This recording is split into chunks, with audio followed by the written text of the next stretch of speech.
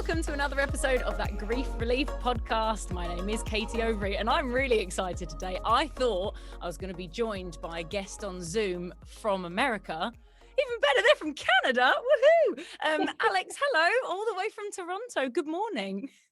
Good morning. I'm really excited to be here and I love this topic. Yay! Well, thank you so much. And isn't that a bizarre start to a podcast about grief? Yes, it is. I'm so excited to talk about this. I know, oddly enough, honestly, I feel like talking about I love, collecting and talking about kind of the sorrows of life and having Me Too moments. I find it very healing. That. Oh, I like that very much. And you've actually got a really nice voice for my podcast. So this could get me some extra listeners and followers. So Alex Grant, we found each other on Instagram. I say we found each other. I definitely found you on Instagram.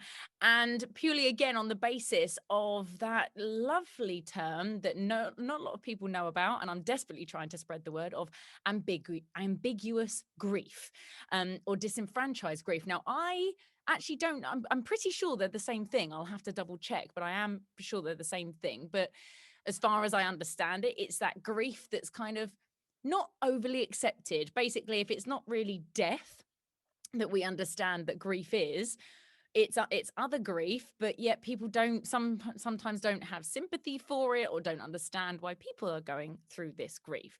Now, you very kindly have said that you would come on and share your story because yours is something that's kind of close to my heart and something that I know is so huge for a lot of people, but you're the first person on the podcast to speak about it, which is the grief of the loss of a relationship. So please do tell me your story, because I know on your post that you said about losing that person that you considered your home, but then also losing yourself, I guess, ultimately in that separation. So if you will gladly tell me your story, I'd really appreciate it. Yeah.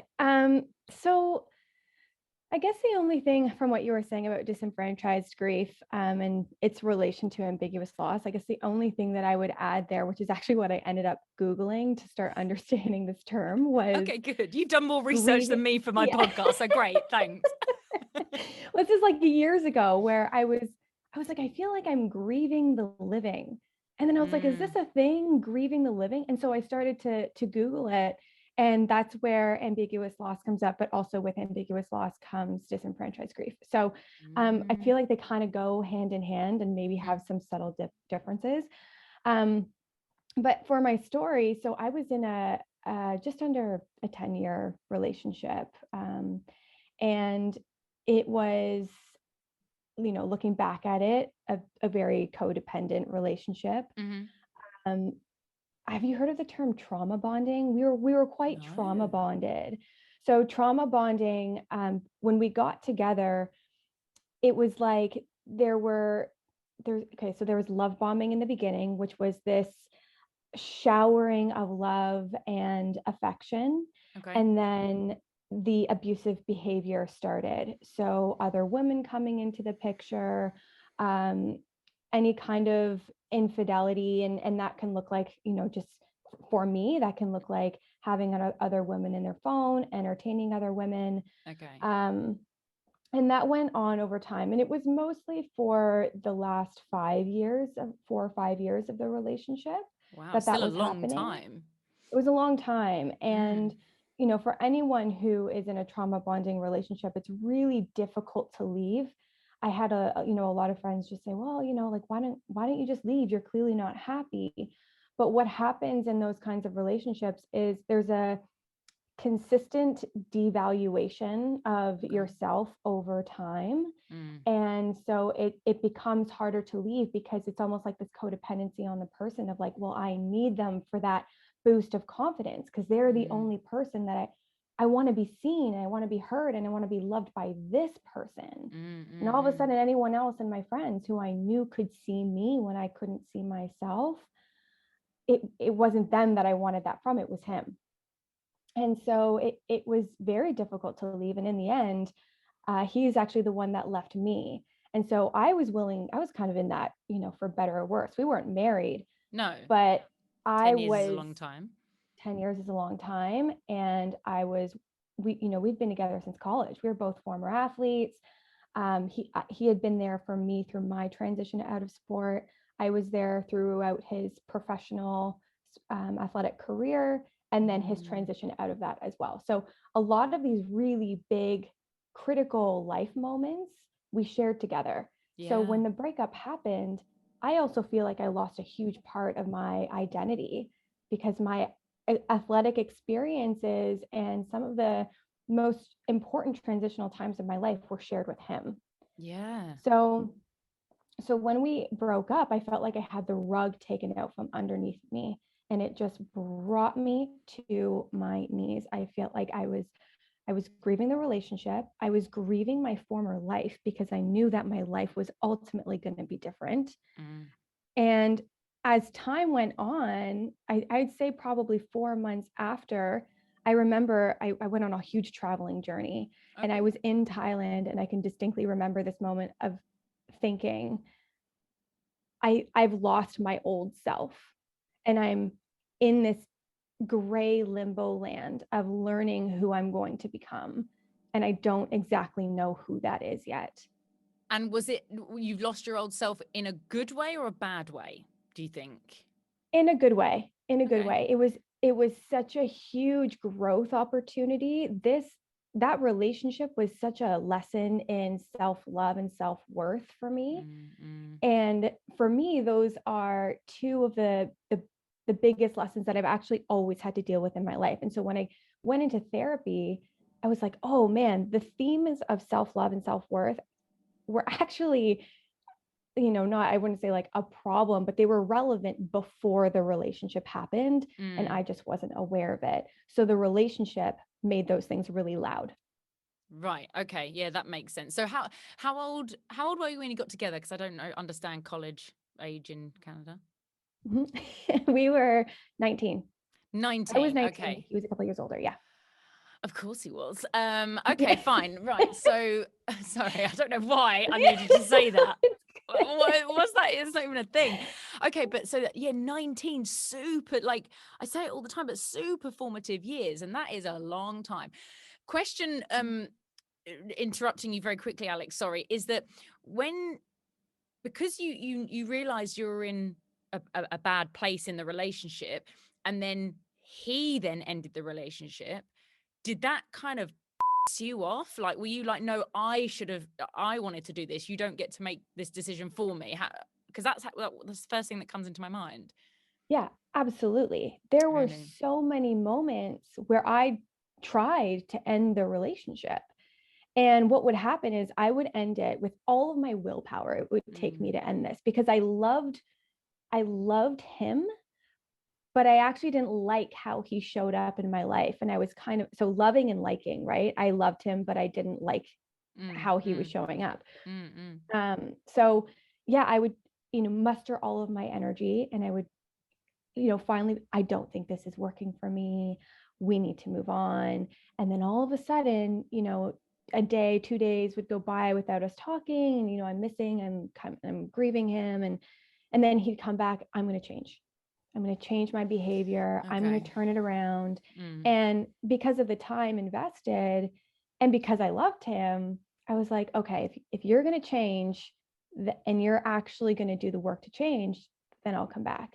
And it was this vicious cycle that went over and over again. But by the time it did end, I was like, oh my God, I tried doing this like 5 times, and I couldn't do it. But it wasn't until it was on his terms when it was like, give me the keys to the condo. And he kissed me on the cheek, and he just said, I think you're going to help a lot of people. And I was like, great. Thanks. What does that even mean? That's the first thing. I get so narky about things like this, because like I say, it's annoyed me that he's ended this relationship. So again, I think I need to restate, to maybe if you're new to the podcast or whatever, is that Alex and I haven't discussed this. I know nothing about the story. In fact, Alex is like, let's have a call beforehand. I'm like, no, Alex, I don't want to know anything about it. So for me to hear it firsthand is, yeah, I'm really annoyed for you. And then, so when you've tried to end it, and in all fairness to him, has he been the one to say, no, we're not, we're going to work on this? Or do you think you've also been weak to not end it? Yeah, I'd say both. Oh, okay. I think within the codependent relationship cycle and the constant devaluing of myself, I didn't have the self-worth tools that I have now, and the self-love tools that I have now, and the understanding of myself that I have now, to really, put my foot down and say, I'm not being respected here. And this is an unhealthy relationship and I need to leave. Because I, was also, grieving the relationship and grieving myself, but also grieving an illusion of what I thought it was going to be in relation to what it actually was. For sure. I mean, and especially at that age, like presumably you weren't engaged, but had you spoken about marriage and children or anything like that? Yeah. So I recall in my mid-20s, it was more of a topic. He was doing really well in his professional athletic career, and and so we had definitely talked about it. But one of the factors was he had a child, and for already? me, yes, coming into the relationship, he had a child, and he wasn't showing up as the father that I would want my kids to have. And so there was this constant voice in my head that was like, if you make these choices, that could be you, that could be your kids. And so I'd be like, okay, well, like I know this situation is happening and I know I don't like it and I know it's not what I want. How do I fix it? And then that was, I kind of had this mother role where I tried to change him. I tried to fix him. And I was like, you can do the work and you can go to therapy and like read this book. And it wasn't fair to him. And it also wasn't fair to myself. So, I think there's a reason why I attracted that relationship. There's a reason why we were spinning in it for so long. And I don't think that any person in it is better or worse. We were both very unaware, I think, at that time. I don't obviously can't speak for him because he's not here. I'll say I was unaware at that time to actually understand the dynamics and how hurtful they were. Yeah. No, but you're being very, I mean, you're not here, I'm trying to use a really, the only expression I've got is a really English expression. I was going to say you're not here slagging him off, but would you have any idea what that means? Yeah. So the way that I interpret that, because I've never heard that term. Yeah. But the way that I interpret it is like, I'm not here to make him a monster. Yeah. I mean, you've got about a really professional way. Just so you know, Alex will be the new co-host of that Grief Relief podcast because she is able to decipher words that I can't. But yeah, you're absolutely right. You are being very diplomatic because you're being very fair because he's not here to speak for himself. And so, you can't speak on his behalf. But by the sounds of it, yeah, it was, you were both just, as you say, just almost spinning out of control. And one of you had to make a decision and then it happened. Did you have a good relationship with his child and with the mother of his child? Was that ever a factor or? Yeah. So his daughter actually lived in the US. Or does live in the US. And so I didn't see her very much at all. I had a few interactions with her, but that was part of it. It was, how can I work on implementing a relationship with her? And then for me, it was like, well, I don't really want to show up in her life if I'm not 100% sold on exactly what this is, because that's not fair to her. Yeah. So my conversations were mostly with him on trying to, fix or change the way that things were going, because she wasn't coming to see him often and he wasn't going to see her often. And so that was a huge issue for me. So I decided early on, I'm not going to push this until I know that I'm here for the long run. Yeah. Because I don't want to introduce myself and then, she already has a father who lives far away. It just doesn't help. Yeah, so. For sure. I love the fact that already, you're speaking very much about caring for other people. And isn't it interesting, because it looks as if that's what you were doing, but not, doing it for yourself for almost like those, 100%. especially if those last sort of 4 or 5 years. So tell me then exactly, if you can, I'm sure if you either remember, but what happened next when you said he gave you a kiss on the cheek and he left? What did you do? I can distinctly remember that drive home, and I was devastated. It was the first time that he had been so clear cut, and then I was like, there's got to be somebody else. There's just got, because the thought that came into my head was, if I died, would he even care? Wow. Okay. Yeah, I was like, I don't actually know. Like, that's how unseen I felt. I felt completely diminished. I felt the most discarded, just absolutely discarded. And yeah, I was driving home and I was shocked, and I just didn't know what to do. I froze. And I had one of my mentors. I spent a number of years in event marketing, and she was leaving to go to LA in about 3.5 weeks to do a big event in LA.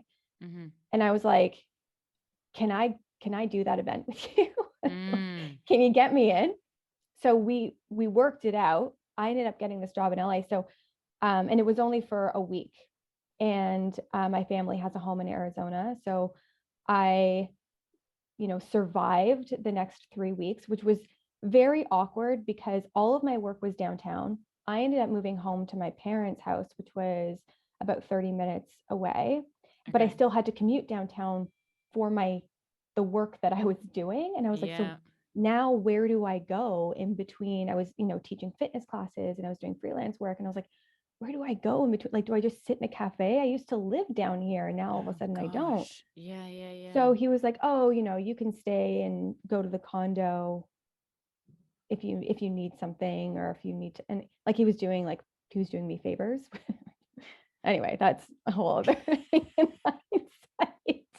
I was like, wow. Anyway, ended up going to LA, got a job there, and then met my family in Arizona because they were visiting Arizona. Nice. And my mom was like, oh, like, when are you coming back home? And I didn't tell my parents that I was going through the breakup. Oh, crikey. Right. Okay. I didn't tell anybody for months. Yeah. I only told the people who had to know. So at that, why? Shame. Okay. So much shame. I had made myself an island in that relationship, because when people would ask me about it, I didn't want to say how it was actually going. And, because people and my friends from college, a lot of so I was on the gymnastics team, and a lot of the girls on the gymnastics team knew him and already had formed opinions. So I'm, trying to protect him while also fighting with myself on whether or not this is good for me. And then I have a family, and him and my family had a falling out. And so I just stopped talking to everybody. And so I didn't really feel like I had anywhere to go to be completely honest about what my relationship was. And I didn't even at that point understand how harmful it had been to my psyche over time. That only came out later down the road, when someone identified it as abusive. And I was like, no, I wasn't in an abusive relationship. And then as I started to unkink my nervous system, I was like, oh my gosh, there is a lot here. And then the next question was, how did I become a match for this? So, I mean, is it, and obviously very much emotional abusive as opposed to physically abusive? Correct. Yeah. Right. Okay, good. I just wanted to clarify that. And it's so interesting, the shame thing, isn't it? Why is it as human beings we do that? So I live in Dubai, as we spoke about, and obviously it's a huge expat community, and the amount of people who would move countries or move home because they got a different job, or they've moved countries because they've met someone and gone somewhere else. And then, you know, sometimes they would say, well, I can't come back. You know, it's not working out, or the job's awful, but I can't tell anyone. And it's just bizarre, isn't it, that we do. And I'm not saying I'm sitting here high and mighty, and that's not me. I am 100% that person. But yeah, that's, you must have felt so alone. Very alone. Yeah. Very alone, because I was also still figuring it out. And I didn't know anyone who knew. So first of all, this was my first really big breakup. Well, I was going to say, if you were 19 when you got together. Yeah. And, you know, people had told me about breakups before, but, you know, so talk about disenfranchised grief. It's like, oh, we've all had our heart broken. And I was like, no, but I feel like I'm dying. Yeah. Yeah. Is this a traditional breakup? It doesn't feel like it. So from what you were saying, I feel like in the loss that I was experiencing, there was also secondary losses. And so the way that people perceived me back home was also a reason I didn't want to go back home, because everything that I did, we did together. Right. I had, you know, I worked in event marketing. I had some high profile clients, and I had invited him in to some of that work. So he was integrated into my work life. We had a fitness community that was on the side of that. And we had been together for so long. So, I mean, right since I was 19. So all of the major and close relationships that I had in my life, I was associated with him. And so part of the secondary losses was me walking away from the fitness community, was me walking away from any gyms. Like, I didn't want to be associated with anyone. I remember the thought. So I actually ended up moving to Las Vegas with one of my teammates, and I lived there for a few months to grieve. Yeah. Yeah. Well, when you say grieve, Alex, is that really what you For real? No way. That's what you thought. You thought, wow, I'm grieving. I'm heading to Vegas. Well, I thought I was in Arizona. My family was heading back to Toronto. Road, and my mom's like, are you coming home? And I was like, I'm not coming home. And so I was like, I can't go home. I had quit all my jobs. I left everything. And I was like, I don't even know what I'm doing next. And I just wasn't in a place where I was prepared to face anything. I was unraveling. I was like, and shit hadn't even really hit the fan yet when I was in Arizona. So, so I called my teammate who lives in Las Vegas. And I was like, you know, she was single, and I didn't know who else to go to. So I was like, look, and at that point, we hadn't been talking a lot. Like, it's not like, you know, I mean, we went to school together. We were really close friends, but because I had made myself an island in that relationship, I hadn't been nurturing any other relationships. So I called her and I was like, hey, like, I'm in a really bad place right now. I'm currently in Arizona. Do you mind if I come to Las Vegas? Like, I know this is really on a whim. And she's like, no problem. I have a room for you. So I flew to Las Vegas, and that's where I did a big chunk of my healing. Wow. And what did I've got so many images in my head, because I've been to Las Vegas, and healing is not the first thing that comes to the top of my mind. But obviously I know that Las Vegas is literally like 2 roads, but or rather, obviously the touristy side of it. So what was your healing like? What did that entail? What did you go through? So her home is near the mountains. Oh, wow. And she has a dog, and I'm an animal lover. So she had a dog. When I can take care of something, I feel better. So I'd wake up every morning and I'd take the dog for a walk. And I committed myself to one thing a day that I knew would make me feel better, because other than that, I had no energy. So my one thing a day was moving my body. I love to work out. It's my, you know, I was a gymnast for 20 years. So being in my body is a very healing process for me. So I'd work out. And then aside from that, my friend, her name is Celine. She would give me, which is ironic, right? Like Celine, like Dion. It's hilarious. Well, you are Canadian. Is she Canadian? She's not. She's from California. Disappointing. That's a shame. I would love it. Sorry, I would love it if it actually was Celine Dion and you were just being really blasé about it. Yeah, my friend Celine. Can you imagine? because she has a show in Vegas as well, doesn't she? 100%. She has a residency. She has a home. She's like. So I rang up my friend Celine. I'm like, hey, babe, just wondering. Okay, sorry, I really got quite excited there. That's Not okay. It's all Celine good. Dion. So No, sorry, Celine Dion. Celine said she would do what every day to you? Or give Oh, you so something? just every day when I would wake up, she would just hold space for me. So if I Nice. woke up and I was in a bucket of tears, she would just, ask me questions. I was in no rush to be better. Mm. And if I had questions or if I had to rehash something, like I don't know if in your own experiences you've ever had to just talk about the same thing over and over again because you've convinced yourself of some way, and then with your friends they ask you questions to be like, but do you think that he could actually change? What evidence do you have of that? um was he ever consistent in what he said? So any of the illusions that I had, they would help me take him off the pedestal. Okay. And Right. Yeah. Yeah. sometimes, and I would have to have these conversations almost on a regular basis where I'd be like, oh man, this thought's coming up, and she's like, okay, let's talk about it again. And she would literally just hold Oh. space and she'd talk to me until the cows came home. Like it was, it was amazing. Oh. um yeah, so aside from that, it was just talking it out, moving my body, and resting, and then I a couple love nights out that. every once in a while. Well, Yeah, no, you gotta do it. what happens in But Vegas. I have an Um, interesting story about that too.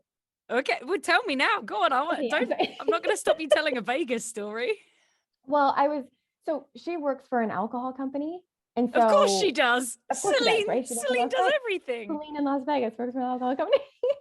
So, she would say, I have a work event tonight. You're coming out. And I'd be like, oh my God. Like, so I'd nap in the day. I would do everything that I could do to just get my energy up for Oh this yeah. night. And I knew, so I've always been quite clean with my body and my diet, and I've treated it really well. And I knew that I hate being hungover just on any given day. Okay. And I knew that drinking wasn't going to make me, like, I already felt like I was dying. I was like, I don't really want to make myself feel worse. So I would go out with her and I would have a drink of sparkling water. I always have sparkling water and lemon. So it always looked like I was drinking something, and Nice. Yeah. everyone around me was getting drunk, right? They were doing what Yeah. you do in Las Vegas. Yeah. And honestly, this was one of the most healing things I did. I would strike up conversations. And in the middle of a club, any given club, I'd end up in these life stories. And what I learned about all these stories was, I was like, man, can I swear on this podcast? Yes, you may. Oh, okay, great. I was like, man, like we've all had really shit happen to us, and I am not alone in that.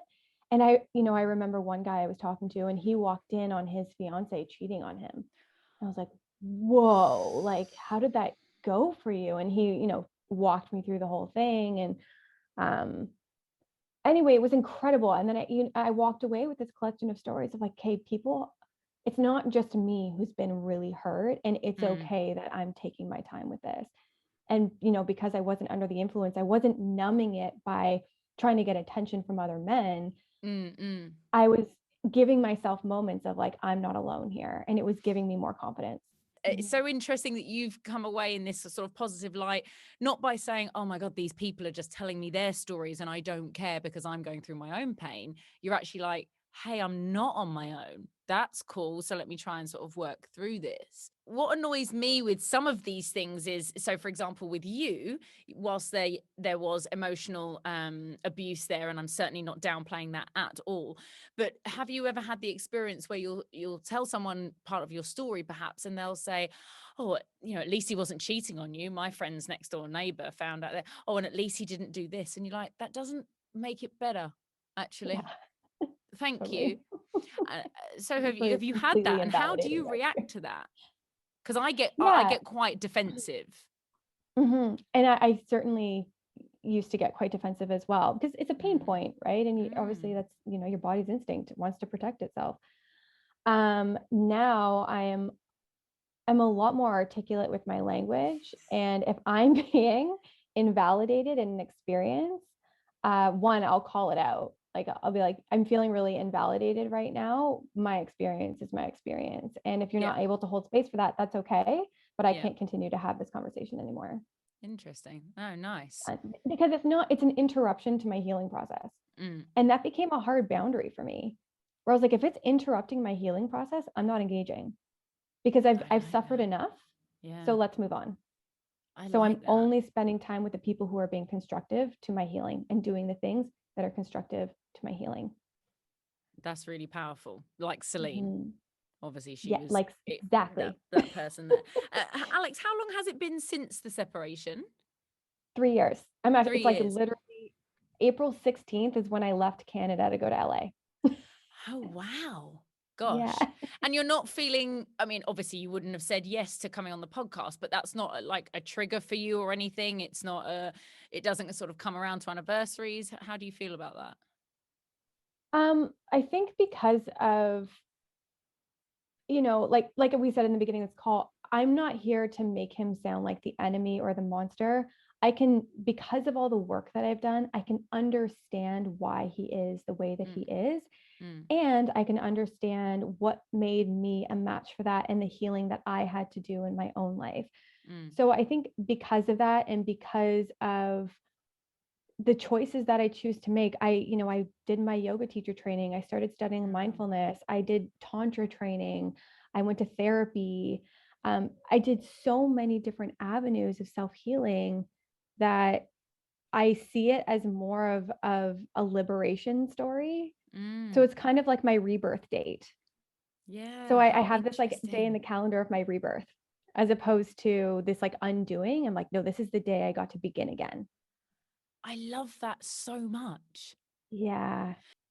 Do you have any regrets about, and this could be a number of things, maybe I should have just left it that open, but do you regret not ending it sooner? Do you regret it ending at all? Do you regret not fighting for it? There's so many. I know. Yeah. I really, especially in the first year of the breakup, went through an inventory regularly of all the things I could have or should have done. And now I'm at a point where I truly believe that I was doing the best I could. And I truly believe that people are doing the best they can. So if I go, back in time and I think about the position that I was in with the knowledge that I had in the environment that I was in, if I had to do it again, could I or would I have chosen any different? And the answer was no. Yeah. And so I have a lot of people saying, that will tell me, wow, that was such a long-term relationship. Yeah. Like, do you have any regrets? And honestly, like, I still stand by it. Like, I really loved him. I really, really loved him as much as I could love him and as much as he would let me love him. And because of that, I don't have any regrets, because I don't know that I would have chosen any different. I was doing the best I could. Yeah, and you obviously had clearly some amazing experiences together, as you said anyway. And would they have been the same? It makes all hindsight is a wonderful thing. Do you miss him? Yeah, I miss experiences that we had together. I think, when you're trauma bonded with someone, you can kind of go into almost like the darkness together. There were so many links and connections that we had and similarities that we had, and the highs were really high and the lows were really low, which is also another sign of codependent relationships, because safe love should be relatively consistent and not dramatic and a roller coaster ride. Okay. But yeah, we laughed a lot, and we were together and we supported each other through different transitions.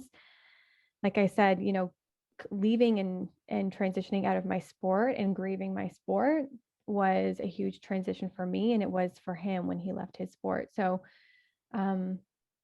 yeah, I do. There's, surely parts that I miss. And if I dig down deep enough, I don't know that I'll ever switch the love that I have off for him, but I can recognize that I can't love him to the depth and the connection that I want to love someone. And probably vice versa. At what point do you think that you were in a good place After following the the breakup? separation? Yeah. At what point do I think I was in a good place? You seem like the kind of person that would, sorry, I've totally interrupted you as you're going to answer, No, but you're good. you seem like the kind of person that would almost journal or write daily affirmations or have like a, a notepad for what you're thankful for or grateful for. And I always just think, at what point did you ever write in that? And I've just made this up, by the way. I don't know if you do, but Yeah. at what point did you sort of go, I'm okay, I can do this, I've got this? So it's such a great question, because the first place that, or moment, I guess, that comes to mind is I did a 7-day silent meditation retreat at a Buddhist monastery when I was in Thailand. Oh my God. Hang Yeah. about. I can't handle that. I'm sure this is Yeah. supposed to be a really beautiful moment that you're telling me about. No, it's all It was so Wow. transformative. Yeah, it was so I mean, I can transformative. imagine. I've been to I used to go to school with a lot of Buddhists from Thailand, and I've been to the Buddhist temple Mhm. in Wimbledon, and even that's, a spiritual experience in itself, just being there. 7 days, like genuinely 7 days not talking. 7 days not talking. You take a vow of silence. What And was you the eat 2 first words meals a you day in the say? What was the morning. first words you Yeah. said? Um, I did it. I think it was I did it. Oh, I did it. I think that's what I said. Because we were kind of celebrating, all of us together. It was so interesting because, in Thailand, it's a community from people all over the world. Yeah. I made relationships with people through silence.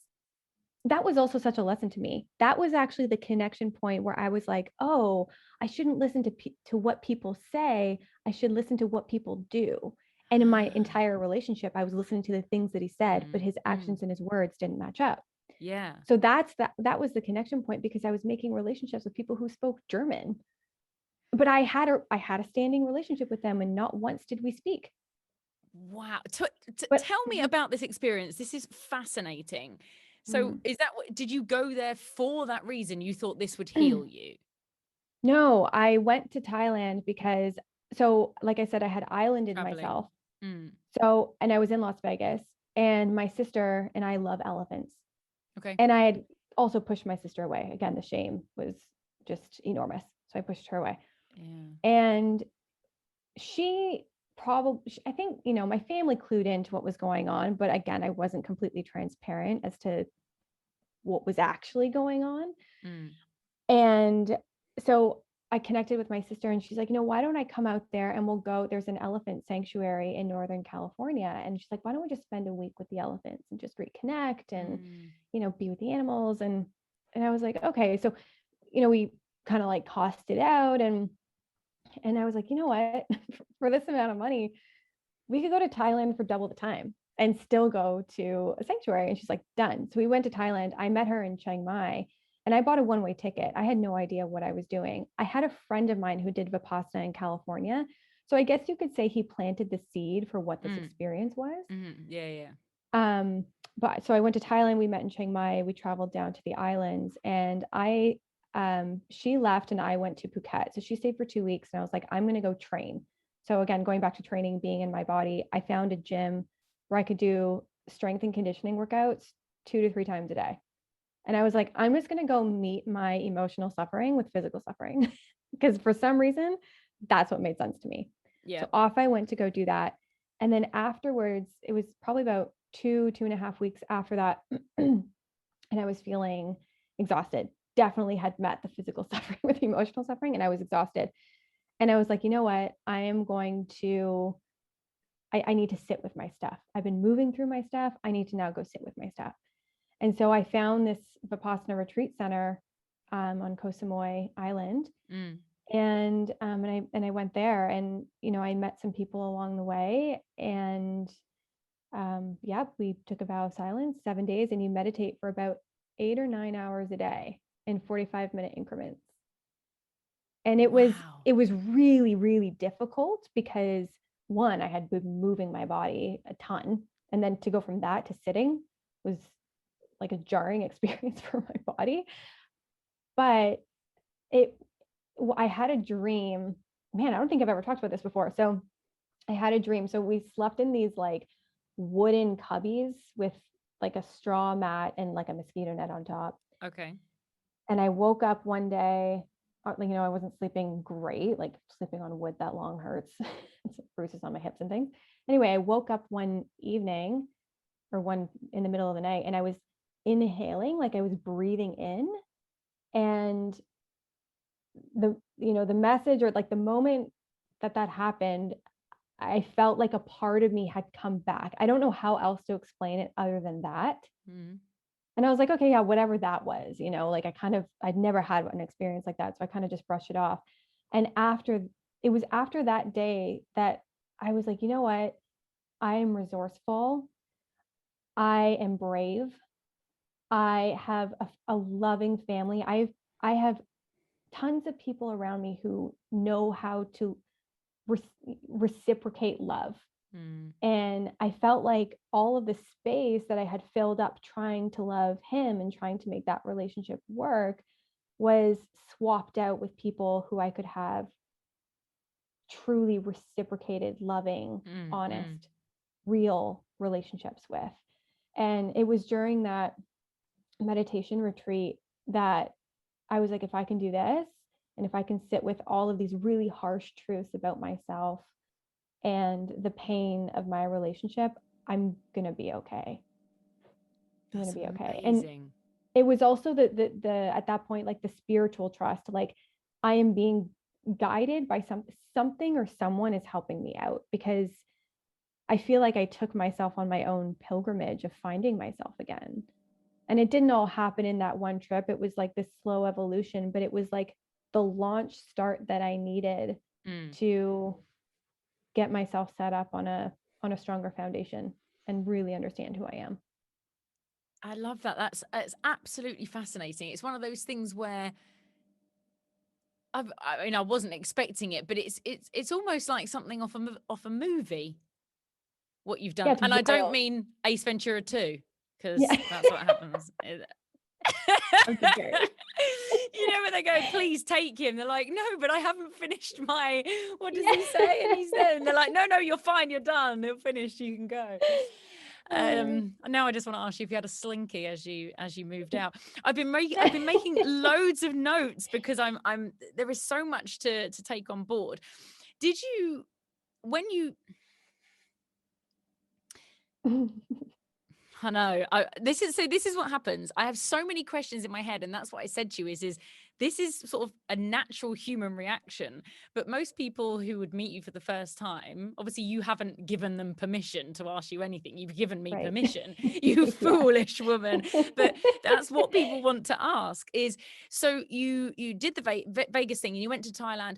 Is that something you would have normally done? Like, did you feel that you'd got this courage all of a sudden?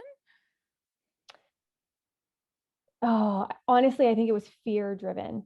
It was kind of, okay, so this is the kind of ironic piece to this. I was saying while we were in a relationship, I want to travel for 6 months. I want to go do something for 6 months. And isn't it funny how we like manifest things? And I don't know if that's ever happened for you, but I've definitely manifested a few things in my life by accident and not been super clear on how I'm manifesting them. So like 2 things that I manifested have come from like dark moments preceding them. And so was it something that I would have done? No. Did I want to travel? Yes. But like, I had no idea what journey was ahead and how long it was going to take. And any money that I had at that point, at the time I was like, maybe I'll, put a down payment on a house and maybe I'll, and when I was traveling, I was like, this is what my money was for. I need this experience to properly grieve with a lot of space between me and what my quote unquote old life was. Yeah. Just so I could figure out who I am again before I go back. I needed the space. So it was like this reassuring moment of like, this is what this is for. And I knew it without a shadow of a doubt. So I didn't even worry about the money. I was just like, this is what it's for. This is what I'm using it for. And I'm using it intentionally. And I'm using my time intentionally. So yeah, I wanted to travel. I didn't want to travel under those circumstances. It wasn't like that was a, bright and sunny vacation. I was in a beautiful spot, but that quote, and I don't know if you've ever heard when people say, wherever you go, there you are. No. Yeah. So, it's like I could take myself to Thailand. I could take myself to some of the most beautiful beaches in the world. It didn't take away the pit of grief in my stomach. I still had to sit with that and wake up with it every morning. and have the waves of emotion that came through. So how long after, so you'd gone to LA, you went to Arizona, you went to Vegas. How long after the breakup were you in Thailand? So Thailand was month 5 and 6 post breakup. Oh, you were there for a long time. Yeah, I stayed for 2 months. So I didn't have any timelines. I just bought the one-way ticket and I kind of was just following my gut as I went. Was like, what's next? What's next? And it came to a point where I felt like I was running. And I was like, I think I might have to go back soon because I feel like I need to go face something. Like, yeah, it felt avoidant at that time. And one of my old bosses called me, and she's a really good friend of mine, and she was doing an event and she's like, I have a contract for you if you want it. And I was like, okay, this is it. So and again, everything happens for a reason. You certainly seen the same thing. You're like, oh, okay, yeah, I'll come back. And what did you come back to emotionally? A lot of fear, a lot of, I had to give myself a lot of reassurance, you know, and being in the city was extremely triggering for me. What city was this? Sorry, Toronto, downtown Toronto. Back in Toronto. Okay. Yep, back in Toronto. So, yeah, so being downtown was extremely triggering, and you know, with ambiguous loss, it's like this person is dead in my life, but they're still living and they live in this city. So then there's the opportunity of like, am I going to run into this person? Mm-hmm. And oh my God, I was on my toes, you know, just always looking around. And because it wasn't far away from where we were living, where I was working wasn't far. So did it happen? Yes, it did. It did. Oh my God, it totally did. So I was, at the time I was producing a retreat with the company that I was working at. And it was a Sunday and there was this supplement store that I had used to go to all the time. And there was a product that I really liked. And one of the only stores that sold it in the area was near my old place. Okay. And it was Sunday. And I was like, you know what? I'm just going to go run by this store. And in the last 10 minutes, so right before it closes, so there's no excuse to stay, talk to the owner, nothing. We go in, get the thing, and I'm out. And so I'm walking in, I'm about to open the door, and who's standing at the cash? Oh my gosh, there it is. And to be honest, I went numb. I don't even remember that entire experience because my nervous system just went into flight. So I looked the other way. I kept walking. I crossed the road, went into a big circle, and I didn't know what to do. So I went into the coffee shop that was across the street. And I just sat there. People were probably thinking, like, who is this weird person who's like not getting in line, like looking really frazzled. And I like hid behind, it was weird. I got really weird. I hid behind like a pole because I was like, do I know someone in here? Like, is someone going to call me out? Like, oh, now all of a sudden it was all the people in the old community that I didn't want to face. I was in like the hot zone. Yeah. Yeah. You're going to see everyone. I see everyone. So, and it all kind of like came down on me in one moment. And I'm like, I'm just going to like sit here and breathe. My only job right now is to breathe. And so I was breathing and I watched him leave the store. And I was like, there was a part of me that was like, complete the mission, just complete the mission. So I saw him leave. I made sure he went all the way around the building and, you know, inside. Across the street, I went inside. I bought the product that I wanted. And the owner of the store was like, oh my God, it's so weird that you're here. You know, guess who was just in here? And I was like, yeah, okay, that's cool. Like, thank you so much. Really good to see you. I'm just going to take this and I'm going to go. And I honestly, I hardly remember the walk home. There was a point where I feel like I blacked out. And then I called my best friend in tears being like, oh my God, you'll never believe what happened. And I was shook. I was so shook.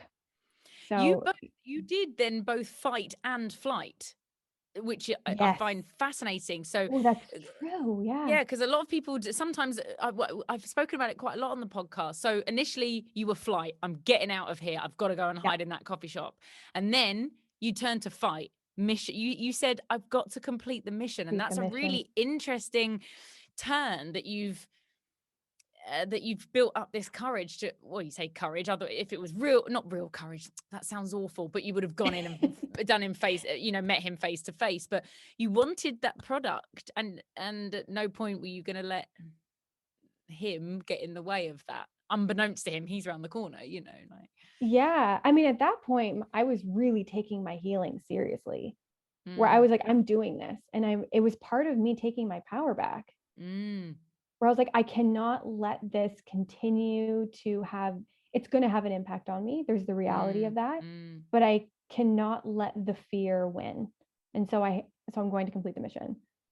But yeah, that's So that, interesting that you say that, because it was both yeah. at the same time. Yeah, it really was. Yeah, it really Mhm. was. So obviously you saw him from behind and that was fine. And then did you have any face to face? Have you bumped into him even since the separation? No. And I've spent quite a lot of time in the city, and I was an event producer. So I'm, in front of the public. I'm also a speaker. And so, I'm in front of gatherings of people Yeah. in the wellness community within That he was Toronto. in. Yeah. Yeah. And yeah, we never crossed paths. Um, yeah. So What was your contact like after you broke up? Was there any contact? there was in the beginning, I would call him really upset, and he didn't have the space to hold for me. And that was Mm, also incredibly painful. It was extremely painful for me to feel like I was exploding into a million pieces, and then to see him smiling and seemingly fine. And I would be in a puddle of tears, and he would say, I can't talk to you like this, like I have to go. And it was just, another way that I was discarded. And then, at some point it hit where I was like, I'm perpetuating my own suffering. He was mm, never able to hold space for me. mm, mm, He mm. was never able to be with me in my pain. Why would this change now? Yeah. So why are you going to him now and letting him know that you're in a Exactly. bad way? So at some point, and it was the hardest thing that I had to do, but it was the best thing that I did, and that was to go no contact. Mm. How long And afterwards was that? so I would say, so I left Toronto in April. Things got really bad in May. I'd say May is when I was like, there's no going back. We're done for real. Because there was Mm. also a part of me, because I was in Las Vegas, and um, his daughter was also on the West Coast, Okay. where I was like, oh, maybe he'll fly out, and then like everything will be okay. And he'll, no. Mm. So, yeah, so that was, I'd say, yeah, so May. And then was when everything kind of got really bad. Yeah, so I'd say, like, I guess a month. I mean, the breakup was real for me in May. I think it was real for him a lot sooner than that. Mm, mm, yeah, of course. So, mhm.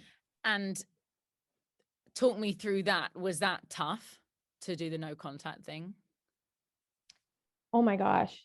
Yeah, in codependent relationships, the because so I'll speak for myself, but um what happens is, or what happened was, I held on to these high moments. So it's like the roller coaster ride, right? So there's a Mm, series of highs, and then there's the valleys. And when you're in the valley, you're just holding on to get the next high. So it's kind of like it's a drug addiction, essentially, mm, like a dopamine drug addiction. And he was my hit of dopamine. And so to cut myself off from him cold turkey, first of all, without any closure, without never hearing the apology that I wanted to hear, mm, and without it was unfinished. And so to cut it off, and to not go back to him when all I wanted to do was to go back to him, mm, was like healing from an addiction. And I just want to say, like, I haven't gone through a substance addiction, but the brain can register it in a similar way, where there's been this power dynamic of going back and forth, and mm, my mm. value and my worth was also wrapped up with him. And so not having that and being stripped from that, I was left with these really dark moments with myself. Wow. Yeah, that would have been really tough. And then you have to get again. I haven't. I can't even. I get the wrong word. I can't empathize. Um, to get through that, and then to use a cliche of being able to see the light at the end of the tunnel must have been quite an amazing experience. And I guess, and then of course you then had Thailand kind of anyway, where a huge amount of healing happens. So I guess Mm-hmm. everything kind of happened all at the right time. So 3 years on, as we sit here, and it's, what is it, 10 in the morning in Toronto and 6 o'clock in Dubai. How are you? I'm the best I've ever been now. I've done so much work on myself, and I'm excited to be in my next relationship. After that relationship, I was like, I will never be in a, I don't know. I think a lot of us have that. I'll never do this again. I'll be single forever. And I definitely had that time, and I definitely had my angry men moments. Okay. And because of all the work that I have done, I feel excited for my next relationship. I feel proud of the work that I've done. I feel like I've looked at my attachment styles and been able to identify why I was a match for someone like that, so that I can learn how to catch red flags very, very early on. I've been practicing boundaries for 3 years. Boundaries changed my life. And I've been working on my sense of self-worth. So instead of, seeking validation, which is also part of my gymnastics conditioning, I wanted somebody to tell me that I was doing a good job.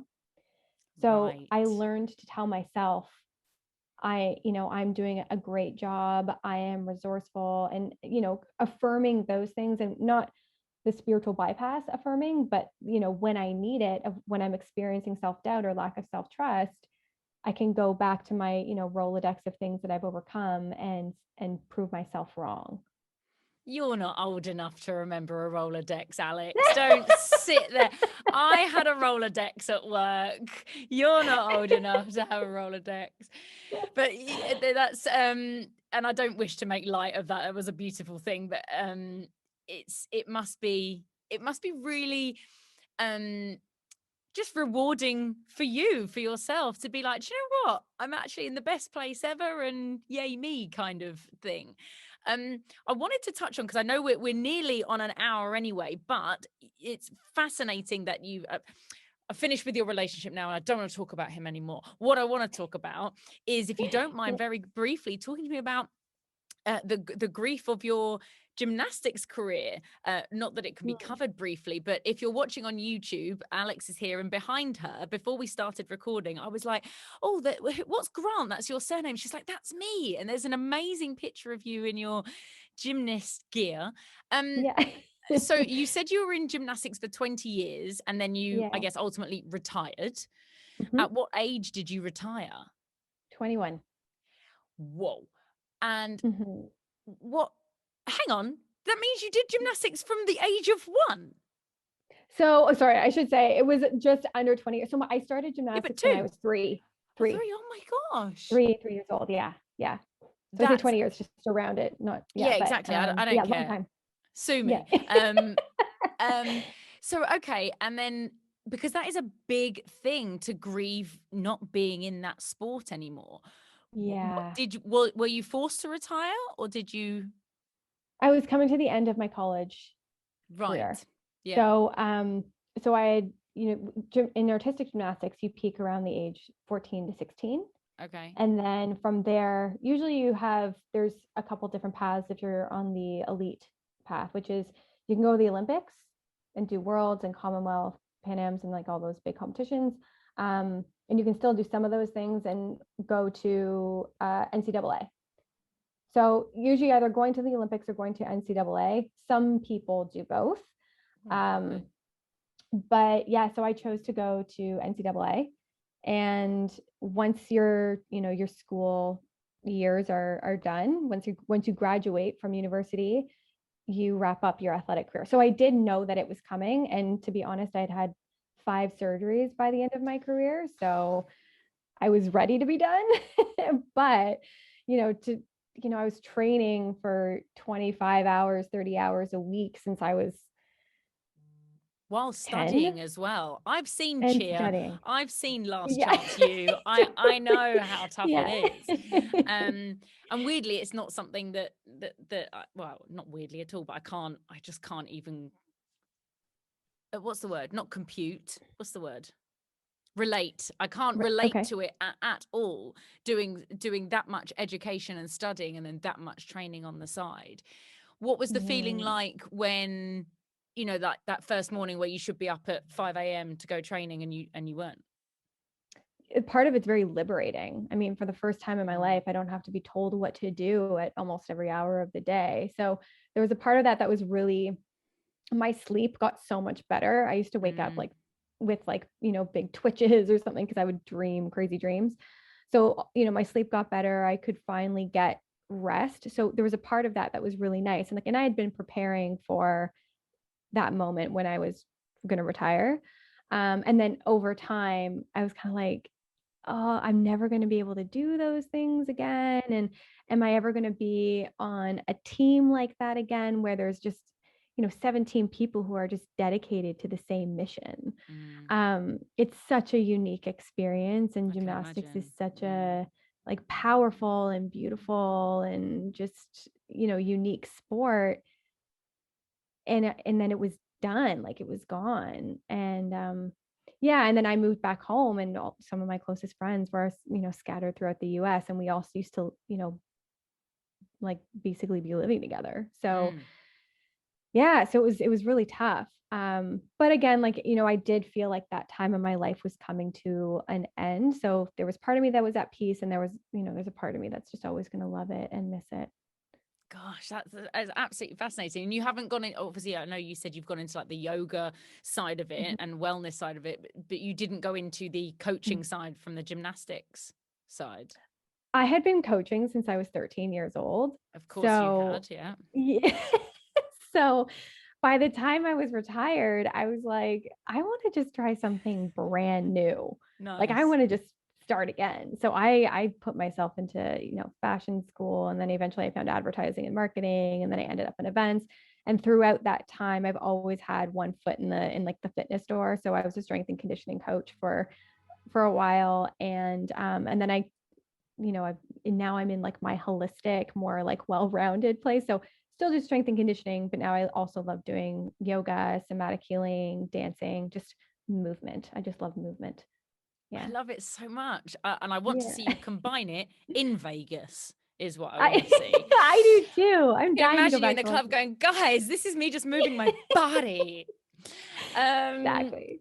Alex, I always ask all of my guests for a podcast or an Instagram account that they love and want to recommend to the listeners. So what have you got for me? Okay, I have two that I Hit love. me. Can I show you two? Okay. So the first one is Mark Groves, Create the Mark Love. Groves. Instagram. Yep. His Instagram handle is Create the Love. His podcast is the Mark Groves podcast, and he talks about all things relationships, love, codependency, breakups, all that stuff. It's amazing. Nice. Okay. Yeah, good. The second one that I'm really into right now is Lacey Phillips' podcast. It's called To Be Magnetic. Her Instagram handle is also correct. Yeah. So she works with she's partnered up with a woman named Dr. Tara on some of her podcasts, and her thing is about manifestation, but she also brings in neuroscience, epigenetics, and psychology into the manifestation process. So she makes it very grounded and very real. And she interviews people on how they've manifested amazing things into their life. So hers is quite interesting to listen to. I've had a great time listening to her and learning from her. The whole manifestation thing I find quite fascinating because I'm not, it's not saying I'm not a believer in it, but I'm not a big manifester. I don't believe, or maybe I am subconsciously in terms of outward manifestation. What I have tried to teach myself to do, actually, it was off the back of my friend Rochelle who started doing it, is stop manifesting things inwards negatively.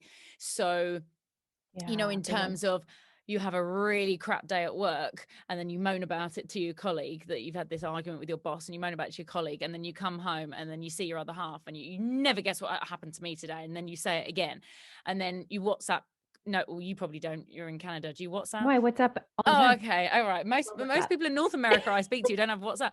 And then you WhatsApp voice note, like a 5-minute voice note to your friend, and you retell the story again. So that's, not only have I experienced it firsthand, I've then retold the story 3 times. And each time it's making me more angry.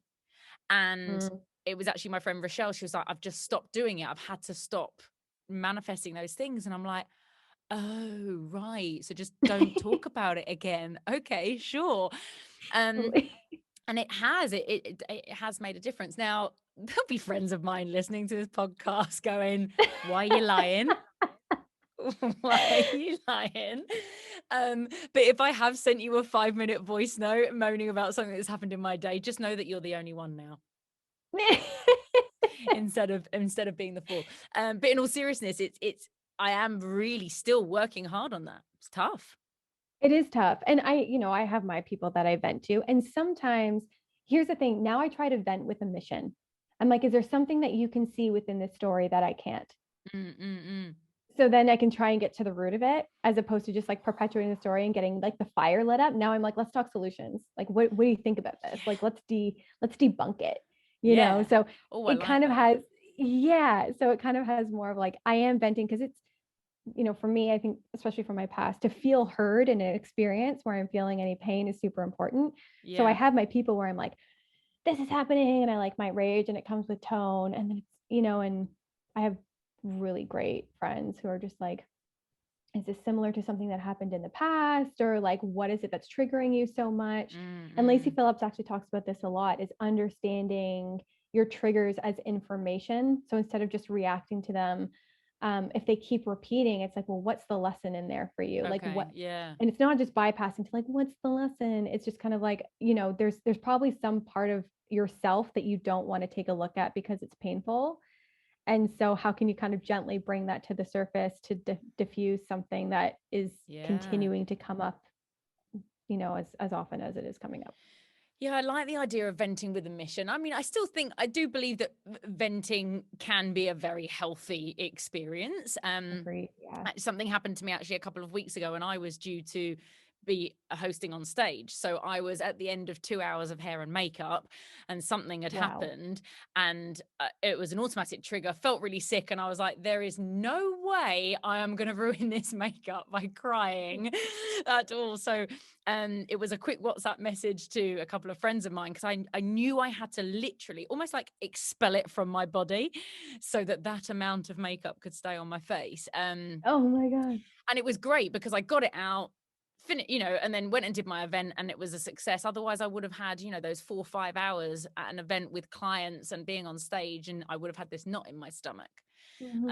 So but I definitely addressed it the next day. So it wasn't just a vent and then me kind of sweeping it under the carpet, but I knew I had to park it then.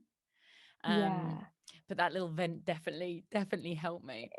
Yeah, I think, whatever it is, like getting it out or moving or shaking or like a yell or something to move it. I agree. It's super helpful. If you have someone there that you can just like give it all to, then great. Yeah, I mean, scream into a pillow, whatever works. Whatever you got to do, whatever you need.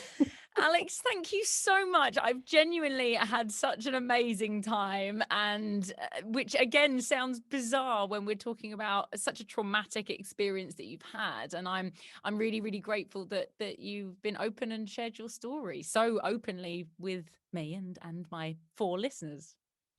Yeah.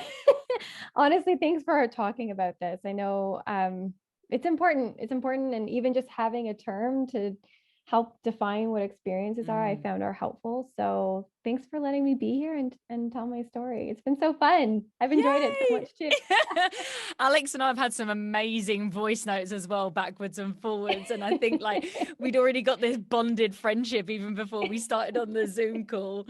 Anyway, Alex, right, hang on. Before you go, I've got to do the thing, and I've got to look at the camera and go, hope you've enjoyed it. If you have been affected by anything that Alex or I have spoken about today, please feel free to reach out. We're not professionals, we're not experts, but we can certainly point you in the right direction. So feel free. I'll put all the Instagram and social media handles underneath, including Alex's as well. And don't forget to like, subscribe, and hit the bell and review and do other things so that more people find out about the podcast. And if you want to share your story, let me know as well. Alex, from Dubai in the UAE to Toronto in Canada, thank you very much. Thank you. See you soon. See you soon. Bye. Bye.